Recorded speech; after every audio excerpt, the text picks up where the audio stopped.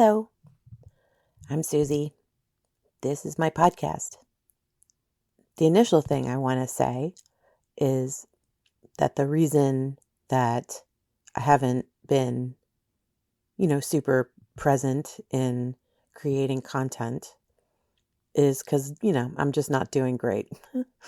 I'm fine, it's all fine, but I'm having a tough time. In particular, I'm in a pretty intense cycle of depression and so I'm just working hard to manage that. But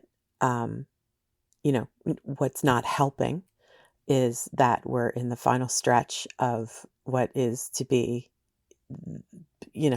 far and away one of the worst elections that I know of, like in living memory. And by worst, I just mean, well, just the worst. Like everything about it is strained and fraught. And so I want to just, I want to talk about that a little bit. And, in particular, I want to I want to reach out to and I want to connect with my people, progressives, liberals, Democrats, and really just, freedom loving people everywhere without party. But the folks that are twisting themselves into pretzels right now really are, and traditionally are, ahead of elections. Democrats tend to panic a lot. You hear about it all the time on the media right now. That's all they can talk about is how much Democrats are freaking out after their big old love fest in the summertime.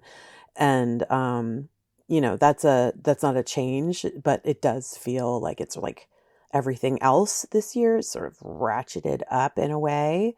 I'm certainly feeling it. The sense I have of most people are just like they want to get it over with, but are also simultaneously afraid of what's going to happen. And that's what I want to talk about a little bit. So I hope you'll stick around with me and, just be along for the ride. As a secondary thing, and then sort of as a small footnote, I'd want to just say a big thanks to the listeners, any of you who have been gracious enough to give me your time, particularly those of you who don't live in the United States and are not experiencing firsthand the stuff that I've been talking about a lot for the last year.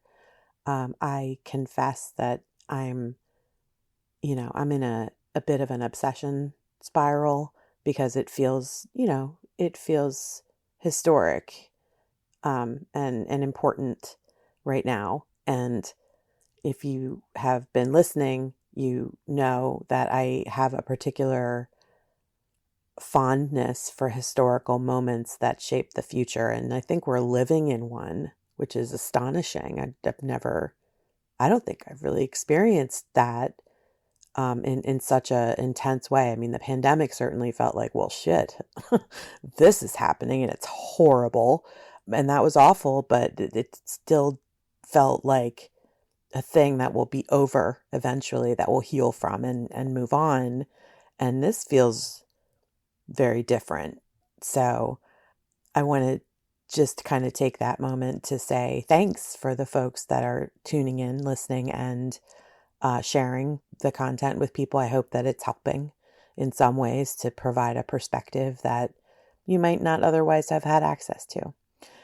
So just a big old thanks and keep coming back.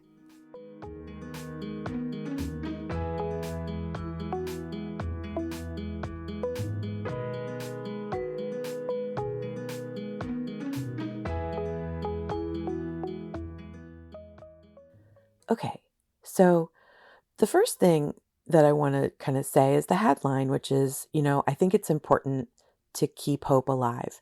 I'm a big believer in optimism as a lifestyle, in direct conflict to my depression. So there's a weird way to exist, but nevertheless, I think it's really important to just kind of keep the concept of a positive outcome in your heart and in your mind, and not in a Pollyanna-ish way, but more in like a Schrodinger's cat way. Like it's just as likely for the good thing to happen as for the bad thing to happen. So like for like just looking at it from like a statistical perspective, right? So, that's kind of the headline that I want to lead with, is that I think there's reason to hope. And the way that I'd like to kind of map that is by the scenarios, namely, what if Trump wins the election and what if he loses? What are the likeliest scenarios? So I'm going to be like really brief in certain like just broad strokes, kind of to map out the probabilities of those scenarios from my point of view.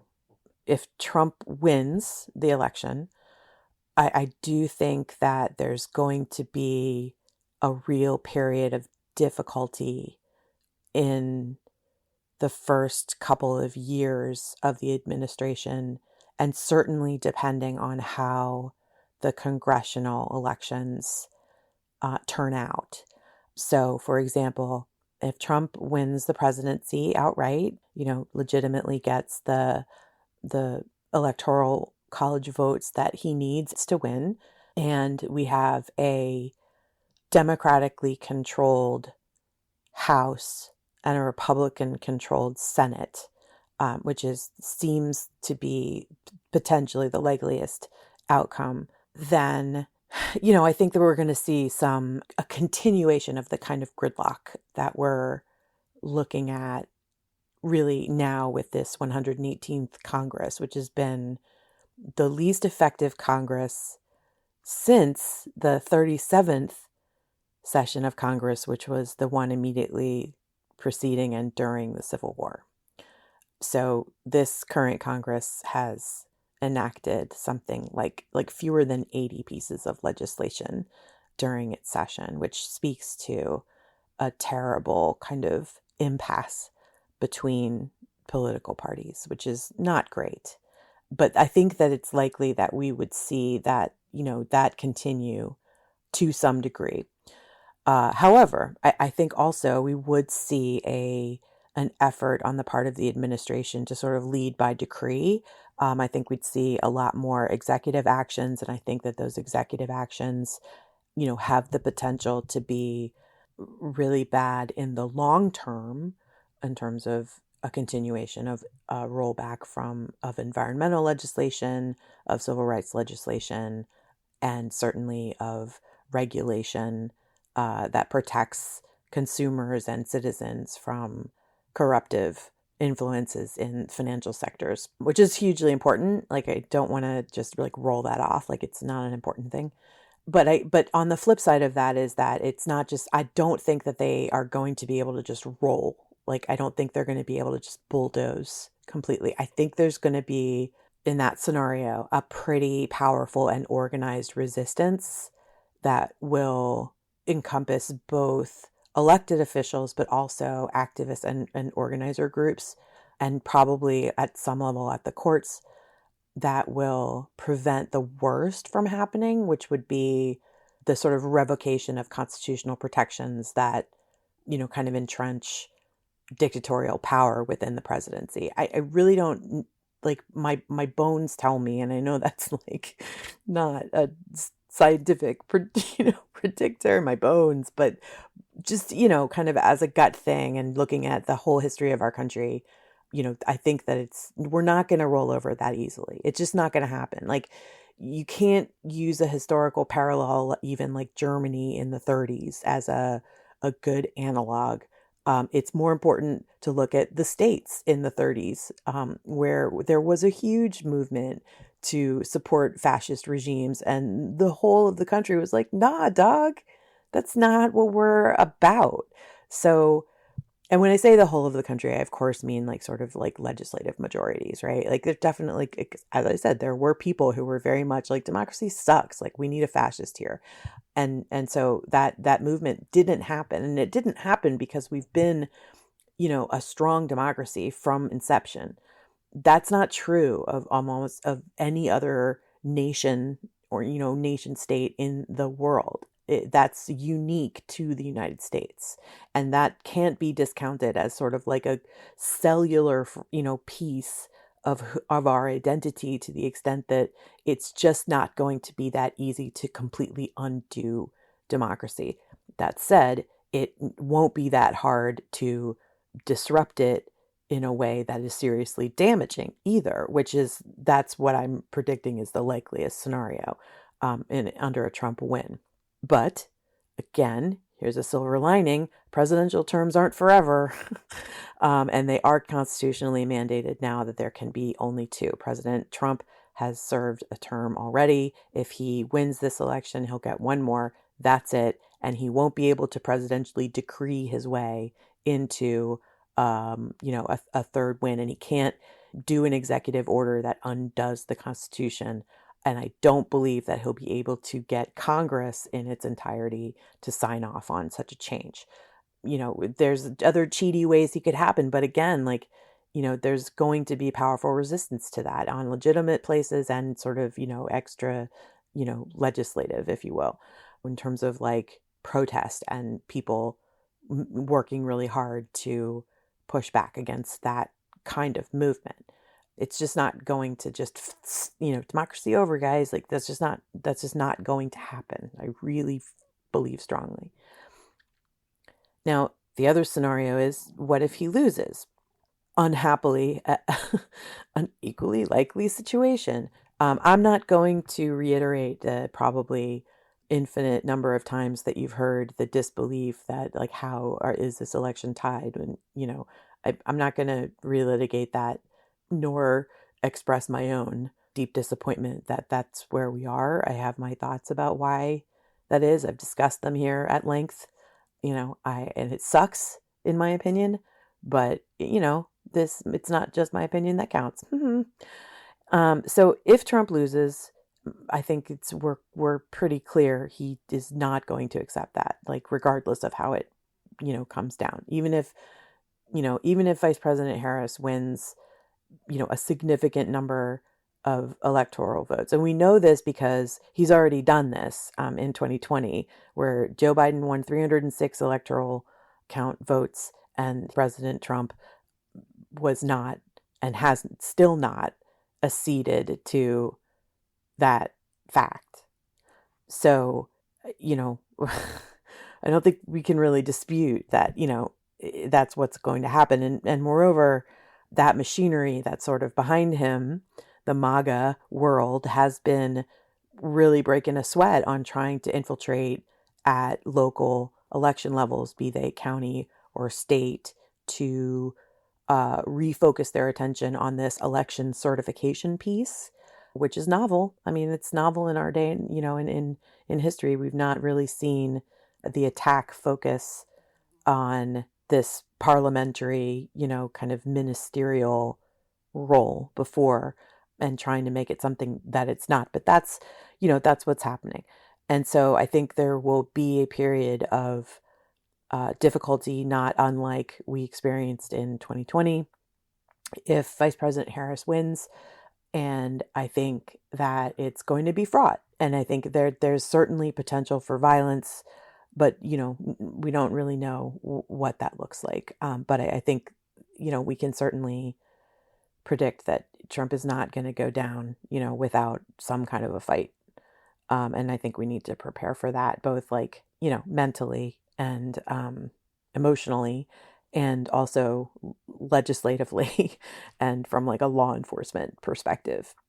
I can't get away from this feeling like this kind of end of times vibes.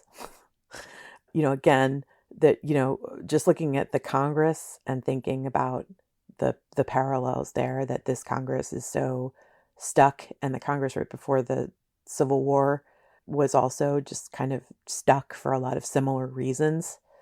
And that, that makes me soups nervous, though again, and this may just be that thing that we do, that it couldn't happen here thing, like that unconscious bias of the impossibility of accepting the worst. And that's kind of where I'm at on the potential for civil war. I feel like the majority of Americans don't want that, and would do just about anything to avoid that sort of violence. That's not to say that there aren't some section of American citizens that want that, but I don't think it's most of us. And again, maybe that's me being hopelessly naive and not looking at the facts, but the facts statistically are that it's, roughly a third of American voters are strong Trump MAGA supporters, and a smaller percentage of that number think that political violence is the way to solve problems. So, that's not nothing, right? I think that a lot of those voters do feel the fear of a power shift that they don't understand because it doesn't look like anything in the past that they're used to, and are a little bit afraid of, maybe a lot afraid of, in terms of, the legitimate sort of suffering that they may be experiencing from economic conditions or health conditions or addiction or substance abuse issues, the kind of problems that American people face. And when people experience suffering like that, I think it's a normal and natural impulse to look for the cause. And I think that in a vulnerable state, people can easily be misled to place blame where it doesn't belong and kind of focus their energy and anger there. And I'm not like justifying that. I'm just saying I can understand it. And I think that's where we sort of are in this point in time, in the entrenched kind of distance between left and right as sides of a war, which is how things feel like they're being characterized right now. It's us against them in a lot of ways, in a lot of circles. And God, that's deeply unsettling. It's deeply unsettling. But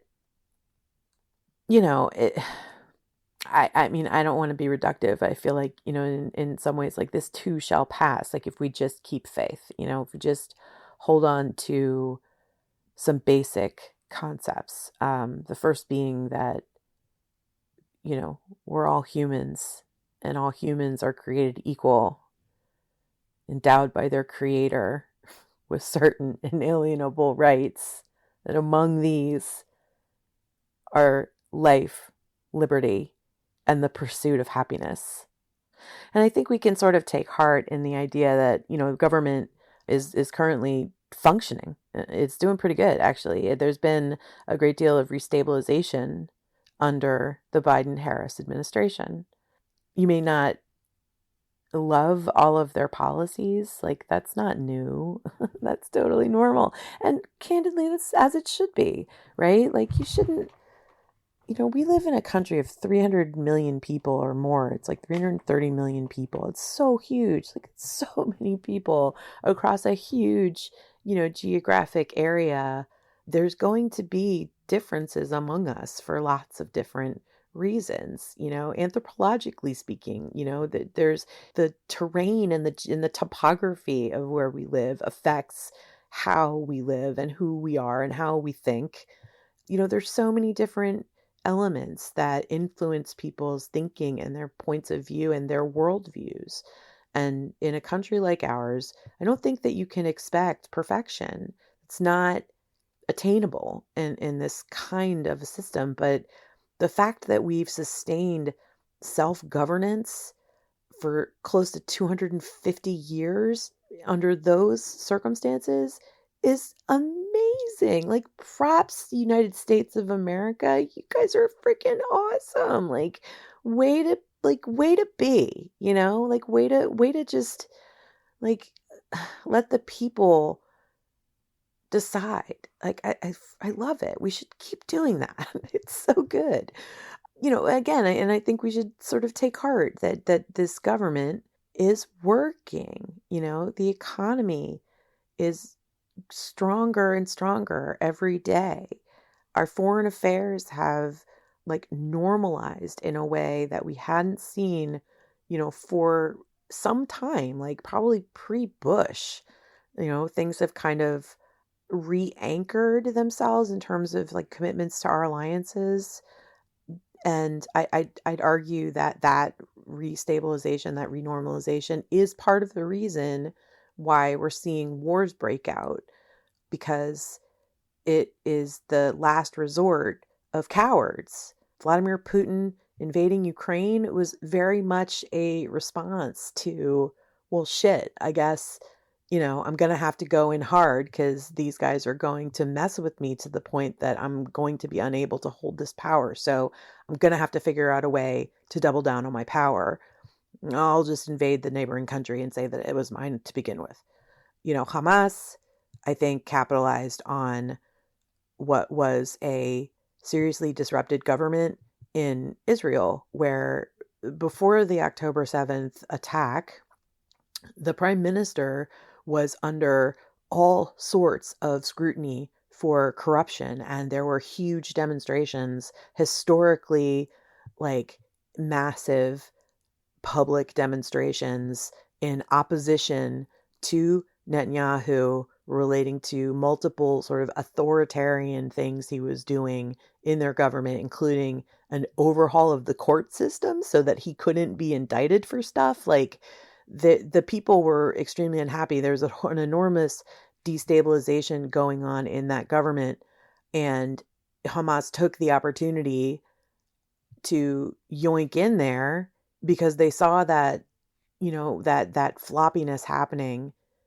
and they saw the weak spots, and the international community, again, normalizing and stabilizing was, I think it was predictable that people were going to say that they support Israel, but also, I'm treading very carefully here. And I'm really trying, because it's such a fraught issue. I know I haven't spoken at length about that conflict in the past because it's so hard. There's so many bad things happening in this situation that break my heart. And it's really difficult to talk about it because I think it's really emotionally charged for most people for lots of different reasons. But suffice to say that, a regularization of U.S. relations represented historically a crackdown on terrorist regimes. And I think Hamas said, we got to move. We need to move now. And I think it's possible that there was some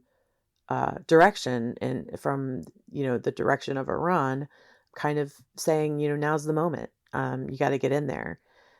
So, again, it's a sign of a strong international, presence that dissident groups and, kind of like anti-democratic groups are looking to strengthen their regimes in response to a strengthening of democratic forces. Another kind of like, I think, bastion of comfort to look to is the Department of Justice, which has been, the topic of a lot of like malign conversation. But like, if you just kind of strip away the political noise and look at the Department of Justice, like they've been on fire over the last couple of years in terms of, law and order institutions, like working as designed. Like they are doing some work. It's just like some pretty recent examples. They indicted and settled with TD Bank for a money laundering scandal like that cost TD Bank like over $1 billion.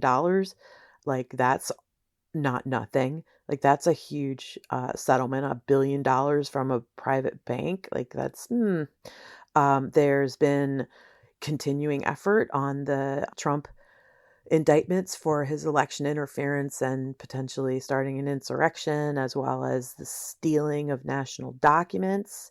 There's been a slew of litigation relating to elections around the country, including some of the stuff I was talking about before, where local election officials who are sort of MAGA loyal are saying like they're not going to certify unless it's Trump, and the DOJ is like, No. Also, efforts to sort of overzealously purge voter rolls. The DOJ has kind of been taking on some of those things. Acts of voter suppression. The DOJ is tackling those things. Also, in the area of policing, they've been bringing suits against, police departments that have demonstrated, overly aggressive policing tactics against minorities. There have been a bunch of cases like that. And this one was super fun. They indicted a bunch of people over this Russian disinformation campaign where a Russian group gave a bunch of money to a bunch of American right-wing YouTubers to essentially just keep saying shit that they've been saying, but they got paid for it and they got some additional Russian talking points, and including like Tim Pool, who is an enormously popular conservative YouTuber. So they got paid a whole bunch of money by Russians to not like, this is interesting to me because they it wasn't like they were like, hey, we think you guys got potential, here's a whole new campaign we want you to embark upon. It was just keep doing what you're doing, bro. We're gonna pay you, and here's a few extra things you can use for content, but by and large just keep doing you. Like uh that's bad. That's not great. It's not great. I mean, yeah, I'd be really embarrassed. I mean, personally, if I were in that situation, if somebody came to me and they were like, we're going to offer you like a whole bunch of money to do your podcast, why would I not want to know who's paying me, first of all, and want to explore like where's this money coming from? But also, like, if I got indicted for it, and the sort of charges were because you're such a liar. Like a foreign government is supporting your work to undermine democracy, I would be mortified. Particularly if my message was like burr, democracy, right? Like, which is ostensibly what these people are for, but they got a whole bunch of money from an anti-democratic state government to continue anti-democratic rhetoric. Like, woof, that's embarrassing. But, all of this to say that the world is continuing to turn, and it will continue to turn. And as much as this feels like the approach of the doom, shit's going to continue to go on. We will go on as a people. For many decades in the United States, the coyote was considered to be like a scourge. It was a, kind of big threatening pest. And the United States government launched an enormous campaign to basically eradicate coyotes, particularly, around like ranching areas and stuff like that. But they spent money. They were trying to like exterminate all coyotes. And the coyotes proved to be extraordinarily resilient. And in the face of like targeted mass extinction type efforts, it survived. It was so resilient that it just kept on going. And I think, the human race is like the coyote in a lot of ways.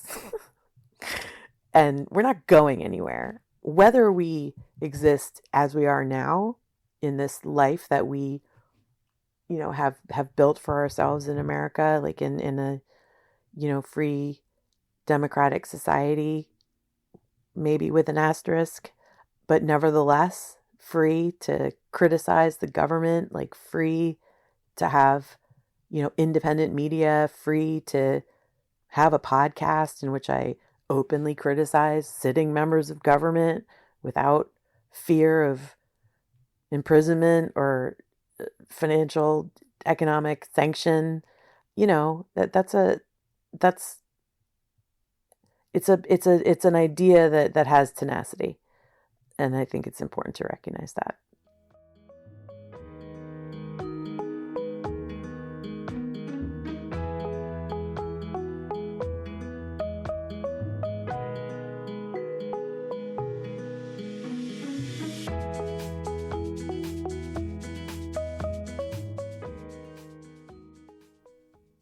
So I want to spend a couple minutes just under, with the microscope, right? Sort of looking at MAGA, the Make America Great Again movement, the modern day equivalent to the America First movement. This is anthropologists are like going to have a field day with this in the future. They're already, now like so many books, so many thought pieces, like so much navel gazing relating to how MAGA came to be, and MAGA and Trump as a kind of binary star system together, and the links between them. Like, I want to take a couple minutes to talk about sort of the cause and effect, and the periods of social trauma, that have pointed us in this direction. And the way I want to do that is the way I always do that, which is in a historical context. I've spoken a little bit about, the resilience of the American spirit. I believe that. It sounds hokey. Like, it sounds like very kind of like, I don't even know. Like, I guess it sounds like ideological and idealist in like the most kind of obscene way, but I really mean it. Like, I really feel it. Like, we are unique. There's nothing else like what we've got going on here. And there hasn't been like anywhere else in the world. So, that's cool and worth holding on to, and worth understanding. That doesn't indicate perfection, and it doesn't indicate superiority. It does indicate, though, if you look at sort of comparative scales, individual people and communities do better under freedom than they do not. We're healthier, we live longer, we, have more wealth to share. I guess it's the obvious stuff, but it's also not without its problems and complications. And there's a lot of deep dives there, like talking about the idea of freedom, what that means, the degrees of freedom. And by that, I mean like the idea of perfect freedom being that everyone gets to do everything that they want, like all the time, basically without consequence. There is no such thing as perfect freedom because we live amongst other human entities and we each have individualized experiences of the world. And therefore, what may be, an act of venting of aggression, to me may be perceived as an act of aggression on the part of the person who's, maybe I'm hitting with a baseball bat. I'm just saying, not that I would do that. I'm just saying, like, that's the idea of perfect freedom doesn't exist and cannot exist where communities exist. And I think that that's important to hold on to because it's like there's going to be mitigating factors. And so I think it's foolhardy to sort of speak to, for example, to use the idea of free speech as something that's unfettered or unhindered by mitigating factors, because that's not how speech works, right? Like, the difference between me saying, hey, I think our government has done some really shitty things in the past, and I'm against that, and I'm going to try to fight against that with my vote, is a wide gap between me saying something to the effect of, I don't like this particular group of people, and so I want to get together as many people as possible as I can to go and beat the shit out of them. Those two forms of speech are different. And one of them is good and cool and accepted, and the other one is very much not. And that's a good thing, right? Like, we want to hold those norms in place to allow for life, liberty, and the pursuit of happiness. And so I think that it's comforting for me, and I think enlightening in some ways, to focus on times when we've gone down the road of anti-democratic sentiment and have come out of it on the other side by going, whoa, that's a bridge too far. So just like a handful of examples here, some of the obvious stuff that I've talked about before, beginning with the KKK. The Ku Klux Klan is a white supremacist organization founded in the United States in the post-Reconstruction era after the Civil War, basically reaffirming white supremacy in voting and in legislation by using terrorist tactics to suppress people of color, including like lynchings, which were rampant in the United States in the early part and the first half of the 20th century, which is astonishing. Astonishing. The KKK at one time was an enormously popular organization. I think in the 20s, they had like millions of members. And as awareness grew and the civil rights movement became more influential and court cases were eventually, coming around to the side of democracy in the truest sense, and the 14th Amendment was looked at as actually applying to communities of color, the KKK, what became very unfashionable. They're still around, the KKK, but there is definitely not the open support for them that there once was, where they marched in Washington, D.C. in their pointy white hats and like made a big parade and show in their fancy costumes. Like if that were to happen today, it wouldn't go so great. As previously mentioned, there was a period of time in the 1930s where there was an enormous number of Americans who really felt like democracy was like dying and didn't work, and hey, maybe the Europeans had it right with this whole fascist thing. Maybe we should give that a try. That seems right.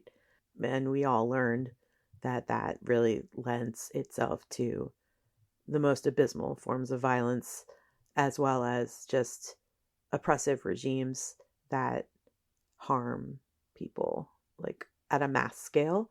And I think pretty quickly people were like, ugh, I'm not so sure. That doesn't seem right. So we got through that too. Followed swiftly by an enormous anti-communist moment during the Cold War. You had the McCarthy hearings. You had, blacklists in Hollywood and in academic circles. And, there was a lot of suffering and a lot of like legislation that punished people for having communist sentiment, which is just, I will grant you, like, the idea of supporting fascists is nuts. And the idea of supporting communism is also nuts. Like, to the extent that we have historical references in terms of what those regimes ultimately look like for the populations forced to live in them, they suck. They suck. It's bad. And we're not into that. And it eventually, that whole thing softened. The anti-communist sentiment softened as it was beginning to take on the characteristics of a totalitarian movement. And again, Americans were like, that doesn't feel right. That's not what we're about. And then as a final example, really just the entirety of the Jim Crow period of time, which was an apartheid state, segregation, the treatment of an entire, race, class of people as being lesser than, different than, and subject to violence and whatever ill whim, white people might have. So we got through that too. I mean, mostly. There's an argument to be made. There's like, some de facto Jim Crow kind of residue that still exists in our country. There's certainly some big evidence of that, but it's not the just understood to be and accepted state of things that it once was. We got past that. We learned, we grew, we became more aware and more complex in our thinking about people. We need to continue on that arc, but it moves in one direction. It doesn't go backwards. I really feel like that's true. Like, people keep getting born and people keep learning from their environment, and their environment tells them a very different message about people by and large than it once did. People are people. That's kind of the thing now. It sounds so dumb, but it's not. Like, it's simplistic to think that now, but it's not a stretch when there was a time when literally almost everybody thought people aren't people, people are different, and those differences are important. Those differences are the bases for rules. And that's, just not the way we think anymore, anywhere in the world, really. I mean, that's probably naive. I haven't been everywhere in the world. I'll take that back because, there's a lot of strife in the world, and a lot of it is based on stupid things like people are different. So, yeah, the point being that, that's not what we are as Americans. And again, it's not to discount the residual, continuing influences of white supremacists that still exist and inexplicably have, regained an open foothold of power in federal government, not to mention have continued to have influence in local governments. But it's the again, the arc moves one way, like time. It only goes one way. And that's, I think, something to take heart in.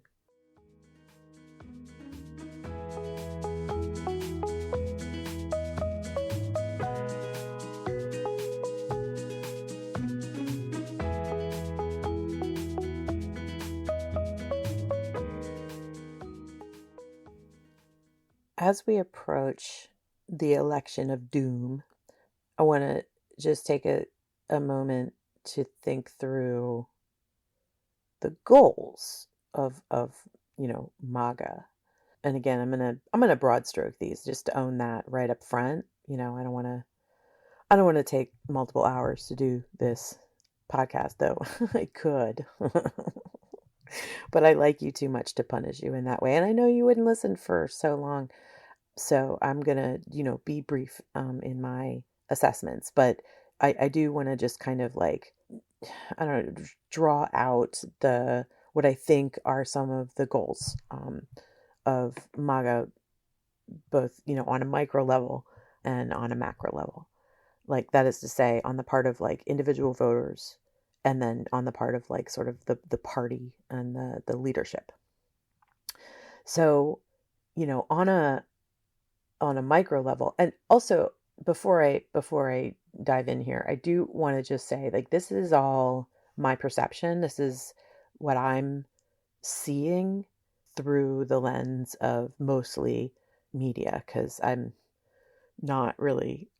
pretty isolated right now. I'm not, getting a lot of human interaction outside of my family, which sucks. But so I think that that's important to just kind of say it right up front. Like, I'm not like out in the community, like talking to people, but I think that, I'm seeing a healthy diet of media from multiple different sides of the story. And and I see some common themes. So one of the common themes among voters on the right is that they are suffering economically. There's a lot of people who are suffering economically and who believe that it is the result of reckless spending on the part of Democrats. This is a pretty traditional conservative argument that has some credibility in terms of government spending is immense. Again, 300 million people. Like, there's a lot of friggin' people. And, large institutions, particularly government institutions, tend to do things like in the most inefficient ways possible. And therefore, there's a ton of waste. And so, if you're suffering economically, and so much of the money that you're making goes to the government in the form of taxes, then, I'd say there's a reasonable argument to be made that you want to have someone in leadership who's going to be thoughtful and, well, conservative about spending your money. So I think that's one goal of conservative voters, is to an effort towards fiscally responsible spending. But I think that there's a couple other things going on there, one of which is the the own the libs, because the reason that these people believe, in my opinion, that this spending has gotten out of control is because of progressives and Democrats who like government programs and therefore want to just take all the money in a fire hose and just like everywhere. I don't think that's true, but that's how they feel. And so that's a huge motivation for people is, they're angry about that. And the way that they can stop that from happening is not just to win, an election through policy, but to utterly decimate these people, shame them into acquiescence. And yeah, I'm that's I've stated that in an aggressive way, and that's sort of, I guess, a result of like how it feels like to be on the other side of that. Is it feels like, you don't just want to have um, people in leadership who are more closely associated with the way you think spending should happen, but that you want the other people to be punished, which I think gets to the next goal is punish them, the people that have taken America down the wrong track, if you will. I think that that is a goal of an enormous number of conservative voters, that it's not just about winning, it's about winning at all costs and squishing the other side so that they don't get to come back and make life difficult for you. At a macro level, I think the goals are quite different. The first of which is consolidation of power, which is, a classic authoritarian playbook thing. And I want to just kind of like take a moment to note that the differences between these goals is not accidental, right? Like the goals of the sort of macro goals of the party and the leadership in some ways shape and focus the goals of its constituency, of the voters. And I think that demonstrates a ill will. It demonstrates a lack of empathy and compassion for these voters as, people who deserve their own measure of power. Another goal, I think, of the party and the leadership is to control financial mechanisms in order to, siphon the greatest part of the wealth to the people who, quote, deserve it. And that group shrinks like with every year that passes. The number of people who are deserving of the wealth seems ideologically to become smaller and smaller and smaller for right-wing leadership, the party, those in power. I think that's deeply concerning, and I think that it is also a core source of problems for social frameworks, and I think it's bad. That's one of the reasons I don't love that party, and particularly in its current incarnation. It's very different. The Republican Party is very different than it was, just 10 years ago. And I think it's moved in a very unsettling direction. I think that one of the main reasons why it has done so is because it has re-energized a goal of creating social policies based on, white supremacist patriarchal institutions. And I think that it leverages unconscious bias on the part of Americans who live in, some isolated communities, especially in rural areas. And then it sort of moneyballs the elections from an electoral perspective to manipulate those voters. And, it's just nefarious. It feels very nefarious to me. I don't like it. And I think, most of their platform at this point, if it can be called such, is reflective of these values of a white supremacist framework, in particular, insofar as the main tenet of their platform right now is focused on immigration and the fact that the candidate, Trump, talks about immigrants exclusively in terms of criminality, and he says the most like vicious things about them, and his viciousness becomes more acute and specific with every kind of day that passes. He just throws these remarks out there like they'll just come into your kitchen and slit your throat. Like, what are you talking about? This is bonkers. And the fact that there's a number of people out there that either believe it in their heart and like really take it to heart, like, yeah, everything he's saying is true, or that there's just something tonally that like resonates there that like that sounds right. Like, I don't have any experience of that, but it sounds like, that could be like that's that sucks. Like, that's manipulative in a way that's deeply unsettling as well. Unsettling, I guess, is my theme for today, but that's how I feel, just like unsettled. As I mentioned, there's been announced plans to subvert the results if Republicans lose. There have been continued voter suppression tactics that are being employed. Again, the DOJ is working hard to try to sort of push back on that stuff, but it's, there's just a ton of stuff happening relative to the kind of foundational tenets of democracy that we've not seen, in this very directed way before.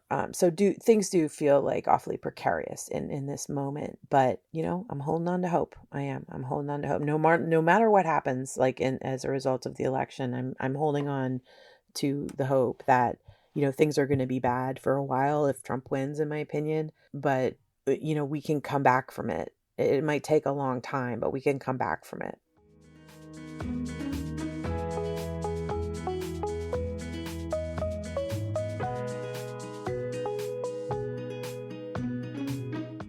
A couple things just as closing thoughts.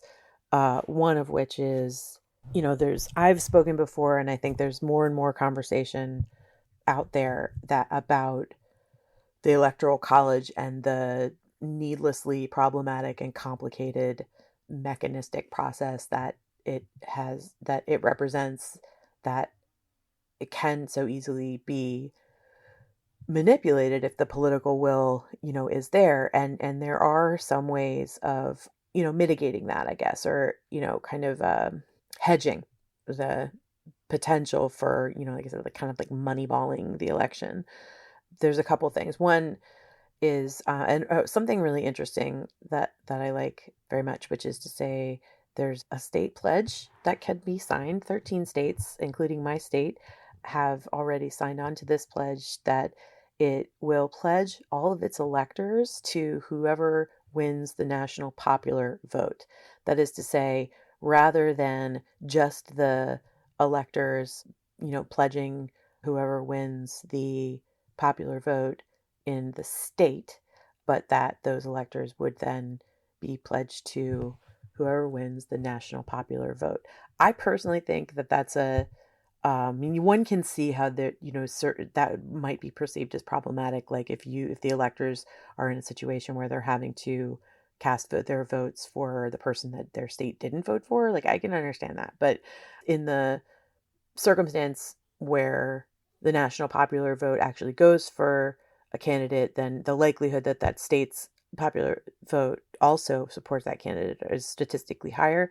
I think it's a noble aspiration. I personally, I think it's an interesting measure, and I think something worth looking at. But more importantly is the idea of ranked choice voting.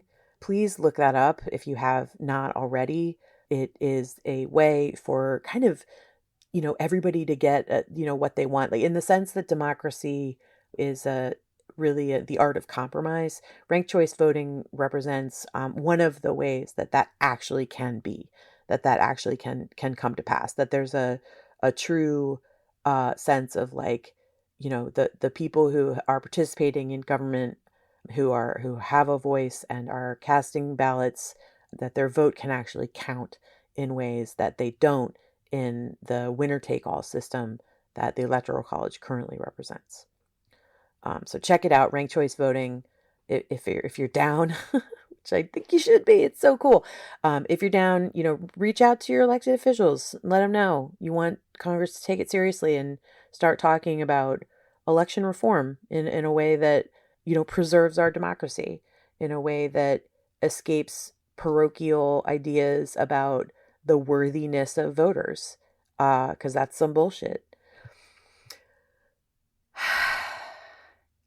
Man, it's all so complicated.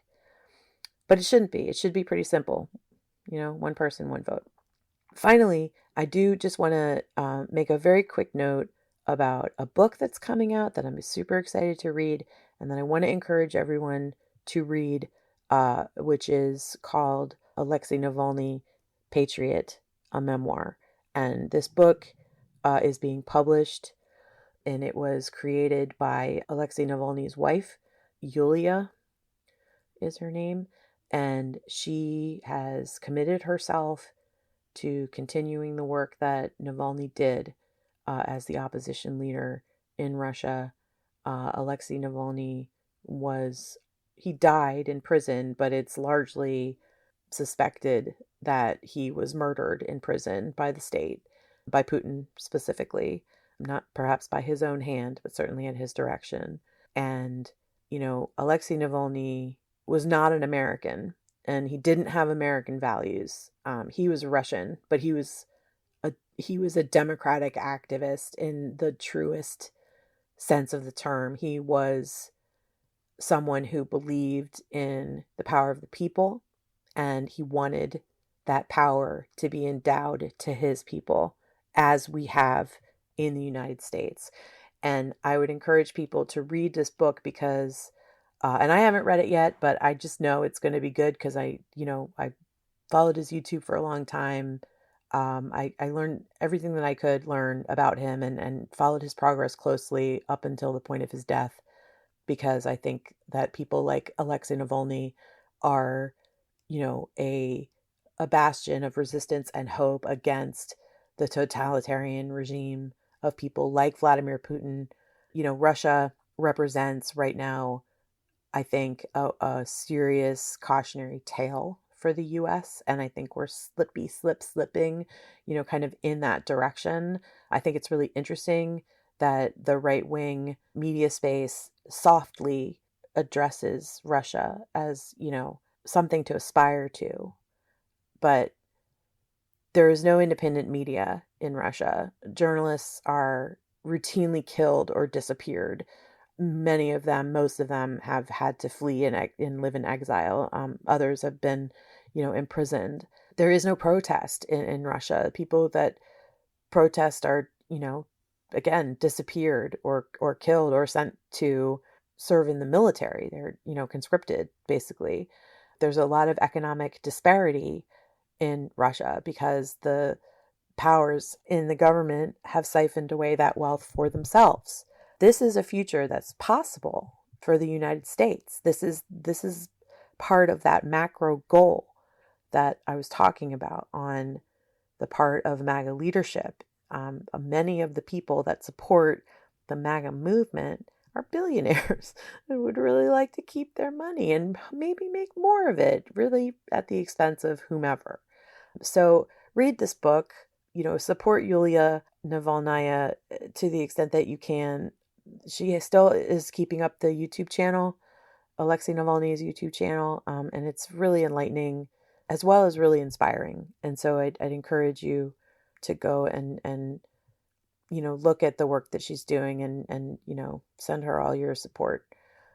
And with that, I will thank you for listening, and I will ask you to keep hope alive in your heart and to just know deep down that we're going to be okay. Everything's going to be okay. Just hold on and don't give up. Thanks for listening.